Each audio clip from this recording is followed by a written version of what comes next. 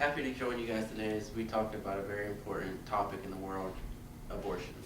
Fox News recently came out with an article showing that per 1,000 women, abortions has dropped from 29.3% in 1981 to 16.9% in 2011. That's great, but that's still too much in my opinion.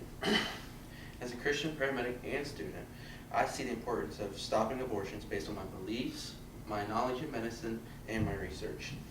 I will prove my statement by discussing how abortion is wrong scientifically and biblically. Secondly, give statistics on abortions. And finally, show how giving an abortion goes against the values of God. First, I want to discuss how abortion is wrong scientifically and biblically. Glenn Stoker wrote, "In the first hours of conception, the genes spell out the characteristics of the new individual. This act of conception produces a human with vast potential that will continue into a natural or violent death." Along with that, biologist Margaret Gilbert says that a human life is formed upon conception rather than birth. And in the Bible, Jeremiah 1:5, God says, "I knew you when you were in the womb," and it talks about how he made you in the womb. He has these plans for you before you were even born. So God would take the time to make you and make plans for your life before you're born.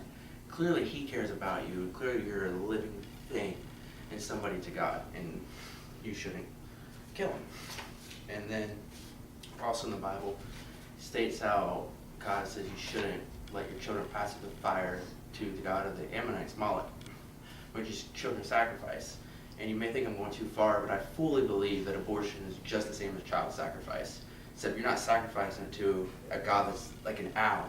You're sacrificing it to your God, which is yourself. Secondly, I want to discuss statistics about the United States and abortion with my chart. Sadly, the United States has the highest abortion rate in the Western civilization. It shows that 40% of all unwanted pregnancies end in abortion. And of the women obtaining abortions in any given year, almost 47% of them have already had a previous abortion as well. OperationRescue.org is where I got this information. Along with that, the National Right to Life Committee stated that abortions dropped from 1.6 million in 1990 to 1.1 million today. And I don't think that's so much an interpretation of people deciding not to have abortions, just through advances in medicine with contraceptives. Finally, I will discuss how having abortions goes against God's values. God values a lot of things, and two of them are human life and family. Clearly, through the Ten Commandments, which most of us know, that it says, "Thou shalt not murder." And like I said before, I fully believe you're murdering somebody. You're murdering an innocent child when you're having an abortion. Isaiah 44:24 also talks about how God formed us in the womb and how we're living, and God cares about us, and he knows us and speaks to us while we're in the womb before we're even born. And that God made plans for us while we're in the womb. So if you intervene and have an abortion, you're completely wiping out something that God has destined to be something, and you're murdering God's creation.